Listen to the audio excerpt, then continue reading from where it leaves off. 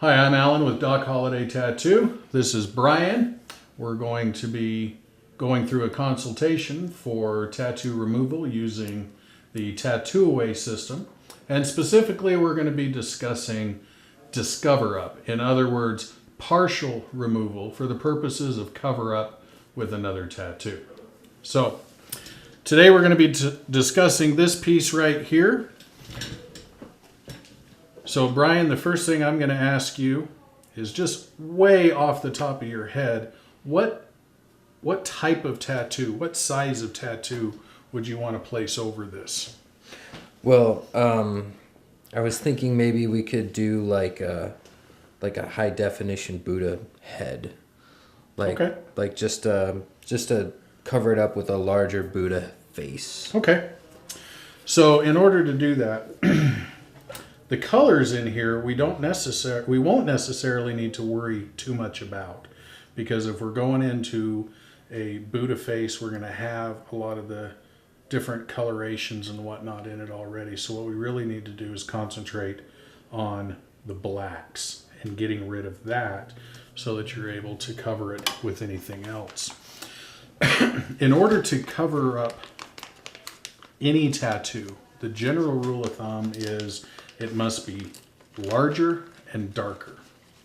With this particular type of removal, what we can do is we can target certain areas.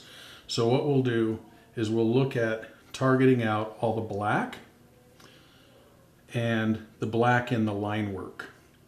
That way, once that's gone, we're able to place whatever we want over it. The other thing is once we have the actual design that's going to go there, we'll be able to see what black we can actually keep. Because some of it we may be able to keep, which means you're not going to have to remove all of it. So, in order to remove any part of this, the way this type of removal works is done in piecemeal. Unlike laser, where they hit the entire piece, and it essentially causes little nuclear explosions to break down the ink on a molecular level, we're physically lifting the ink up and out of the skin.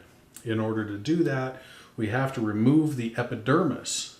So your ink sits in that layer between your epidermis and your dermis.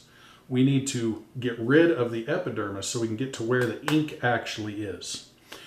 Now, we don't do that on the whole piece all at once, because what that'll do is it'll create this huge gaping open wound that will never heal. So what we do is we use a little template that I'll pull off and I'll show you here in a second, and we create little small 5mm circles.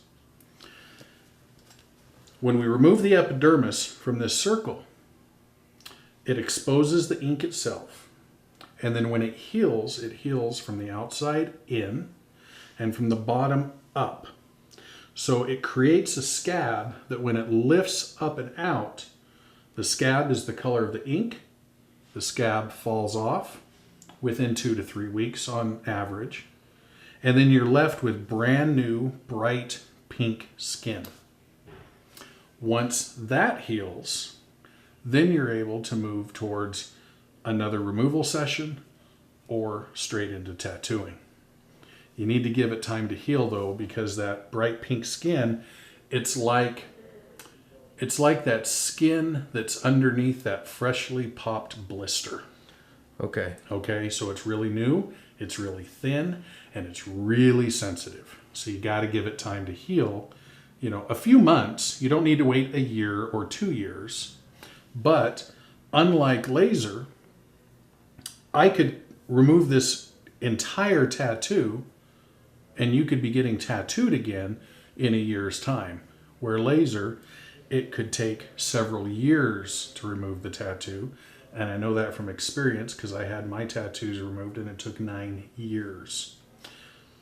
And then I waited another 5 years before I had them tattooed again. So, but where we're going for a partial removal, depending on how much we remove, we'll be able to start tattooing in 3 to 4 months' time after those scabs come off.